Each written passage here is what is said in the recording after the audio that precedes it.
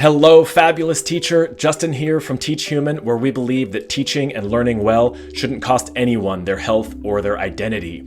This video is a little bit different than the previous ones because it's actually pulled straight from the TeachHuman training program called Teach Like a Human, and it's all about ways to happify your class. Now, when I use the word happify or happy, I'm not talking about shallow positivity. I'm talking about a deeper happiness that comes partly from larger fundamental things like safety and autonomy, and partly from smaller things, smaller human joys, as we'll see. So as you're watching, I'd love to hear if any of the 7 ways you've already tried or implemented in some way. If you have, go ahead and leave a comment below so that we can celebrate with you and learn from you. And similarly, if one of the ways stands out to you as something that you'd really like to try this year, let us know in the comments as well so we can encourage you. So let's dive into those 7 ways to happify your class.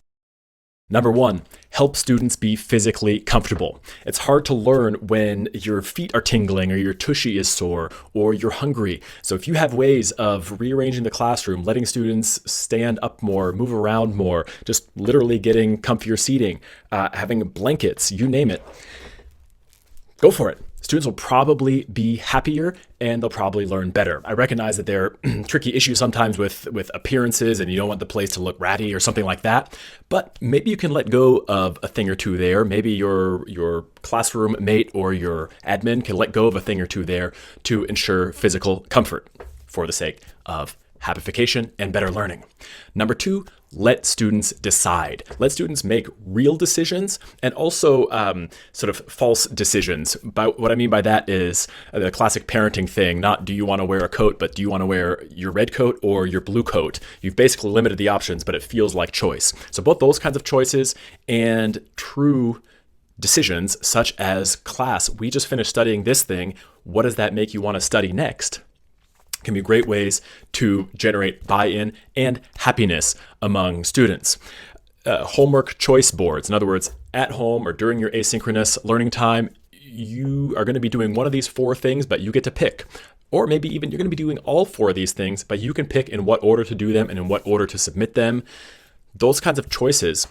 Usually those things, and this is part of letting students make decisions in our classes, usually those things don't matter quite as much as we're maybe inclined to think, but being willing to let students make decisions about those things sometimes requires a little bit of letting go of the importance that we have attached to when in the year we study a certain thing or in what order students complete certain tasks. So that was number 2, let students decide. Number 3, make it about students. Now, not everything is about students, and a decent life lesson is that not everything is about ourselves, but that's something most human beings learn just by having to live life. So are there ways that we can draw students in and help them feel happier in the process, thus feel more welcome and learn better by making things about them? I'll give an example from one of my main subjects, which is world language.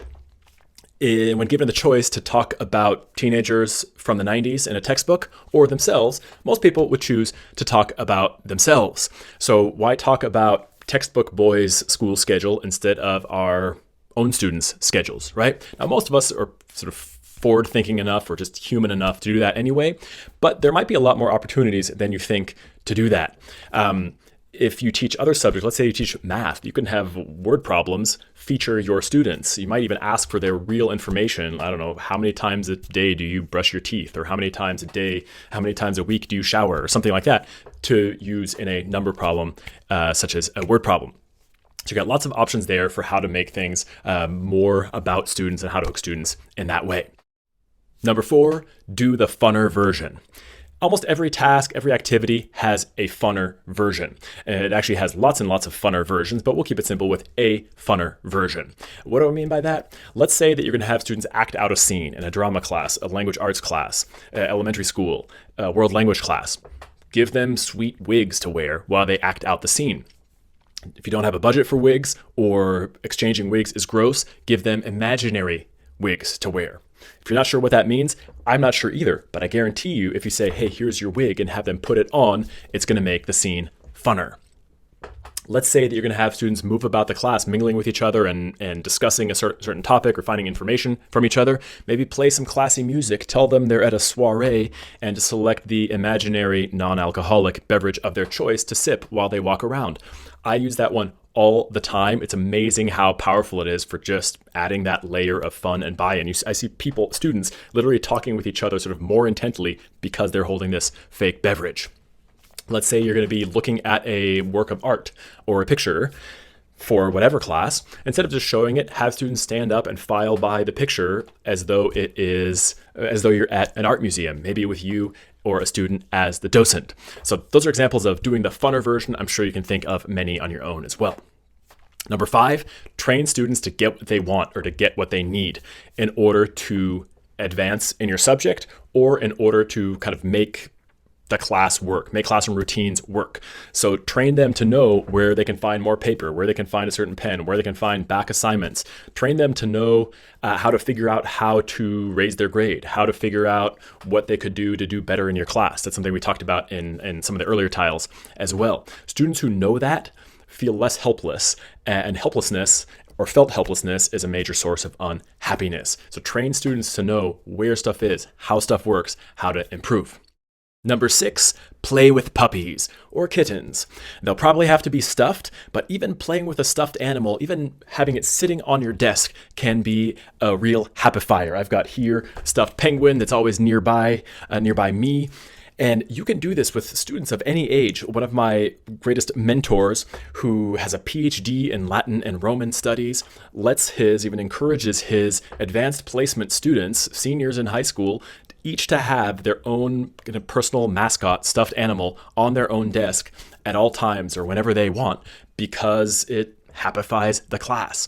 Whether you do that as sort of a brain break, this is the way I've done it before, is I've got sort of a vault of stuffed animals, and hey, the brain break is play with puppies. Students, that's what I call it, play with puppies. The students go over and grab a stuffed animal and just do something with it for 30 seconds, put it back, and then they're ready to go again. Whether it's a full-out brain break like that, or you let students actually, or encourage students actually to either bring from home or to grab from your treasure chest of stuffed animals, one that they can keep by them throughout class. Sure, you can monitor and make sure that they aren't more of a distraction than an aid, but I think you'll find if you try this, it's pretty cool. Also, depending on the subject you teach, those characters, I got ahead of myself even saying characters, those stuffed animals can become characters in stories you create, in word problems. You can reference them in questions that you ask your students that have them apply the subject matter to other areas of life. So don't underestimate the power of playing with puppies. 7th, last but not least in this video, is help students process and reflect. Whether it's at the end of any given class, whether it's the end of the unit, whether it's just intermittently, you can use all kinds of tools for this. There are ways for students to self-assess their progress. You can do portfolio assessments, right? If students have been, in any subject, maintaining a portfolio of their work, there are questions that you can ask, reflection questions that you can ask students to use to see how their work has grown or improved over time. One that I have used a lot is something called a PlusDelta, plus as in positives, delta as in the mathematical symbol for the Greek letter that's the mathematical symbol for change. So plus what's good, delta what's something you would change at the end of a class period. This requires finishing the other stuff you're doing and time for you to have 2, 3, 4, 5 minutes to do that plus delta at the end of a class period. I will share below this video a link to a thorough description of how that operates, so I don't take up this video with all those details.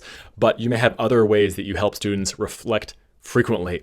It helps students see how far they've come, which is encouraging, and it also ties in with one of the earlier techniques that I mentioned, which is training students to figure out and get what they want and need in order to improve. There's more info on this as well in Tile 9, Wowing and Wooing, and in Tile 10, Fake It Equals Make It. More info on this being helping students see how well they're already doing and how far they've come. So those are just 7 of the many, many ways to happify your class. I hope you try those, come up with your own versions, and that you have lots of others as well. I hope you find those ideas helpful in your context. In case you want to revisit them anytime, there's a handy visual recap linked below, as well as a link to the Teach Like a Human program from which these ideas are drawn. So check out those resources, check out the other videos on this channel, and if you want there to be more of them, please do subscribe, hit the bell, like the video, leave a comment, and share with your colleagues and friends. I'll see you next time.